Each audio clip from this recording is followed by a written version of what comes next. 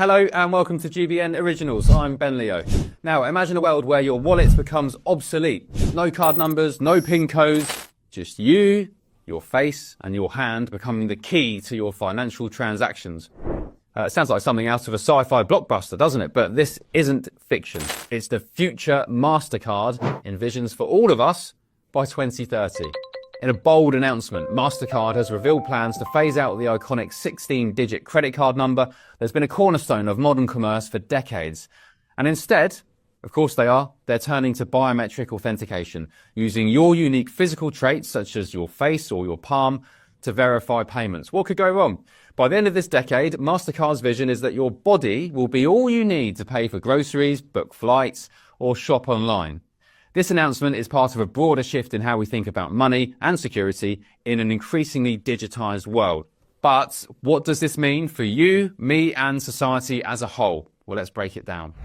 For decades, credit cards have been at the heart of global commerce. They've made life easier for billions of people all around the world. But as technology has advanced, so too have the threats to our financial security. Last year alone, 2024, global card fraud reached staggering levels, with billions lost to cybercrime. Data breaches exposed sensitive card details from some of the world's biggest corporations, such as Marriott, Ticketmaster, and even major retailers weren't spared.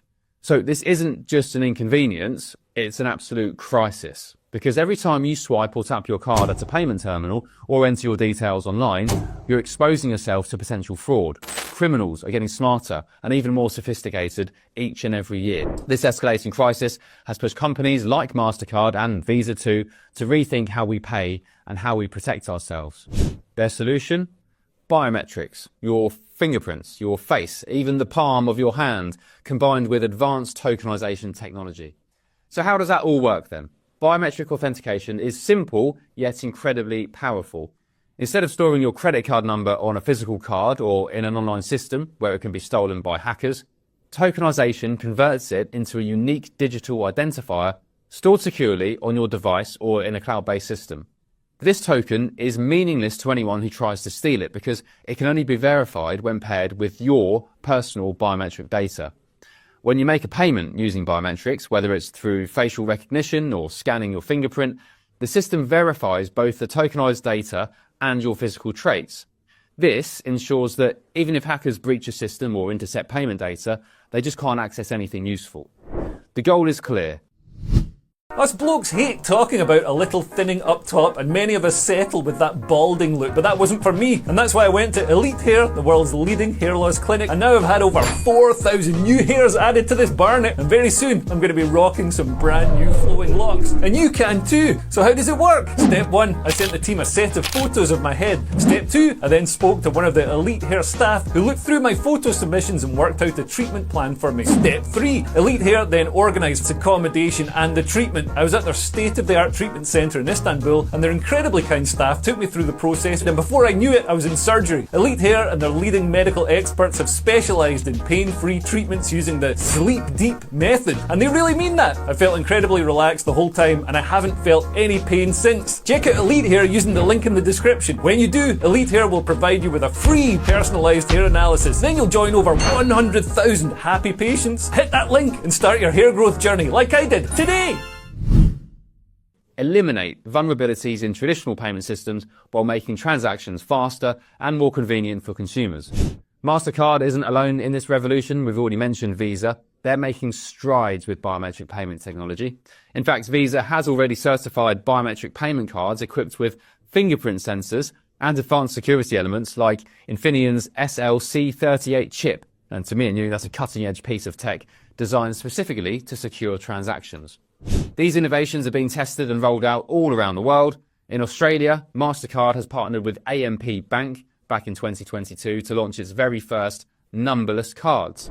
And these cards didn't display any visible account numbers or expiration dates, which is, according to them, a significant step forward to eliminating physical identifiers altogether. Meanwhile, Visa-certified solutions like IDEX Pay and Secora Pay Bio are paving the way for adoption across Asia, Pacific markets and beyond. So the race really is on between these two giants, MasterCard and Visa, to define the future of how we spend our money. But there's more at stake here than just convenience at checkout counters. The rise of biometric payments is part of a much larger trend, the convergence of digital identity systems with financial transactions. Think about it for a second. Biometric authentication ties your unique physical identity directly to your financial activity. And it doesn't stop there. All around the world, governments and corporations are developing systems that link biometric data with everything from healthcare records to legal identification apps. Proponents of this, well, they argue that this kind of integration will enhance security and make you safe and make it all seamless for everyone involved. Imagine being able to access government services or medical care simply by scanning your face or your palm. Sounds ideal on paper. But critics warn that this could lead us down a very slippery slope indeed towards centralized control over personal data. Once biometric systems are fully implemented on a global scale, just who will control them? And what will happen if or when they're abused? Biometrics promise unparalleled security against fraud, but they also come with significant risks too. Unlike passwords or PINs, which can be reset if compromised, you can't just change your face or fingerprints if they're stolen, even if you might like to at times. Experts have raised concerns about what happens when biometric data falls into the wrong hands. Cybersecurity analysts point out that once stolen, biometric data is essentially gone forever. Poof. It can't be replaced like a lost credit card number. Privacy advocates also have sounded alarms about centralized databases storing vast amounts of biometric information. These databases, these hubs, could become prime targets for hackers, or, worse yet, tools for mass surveillance by governments or corporations or nefarious states.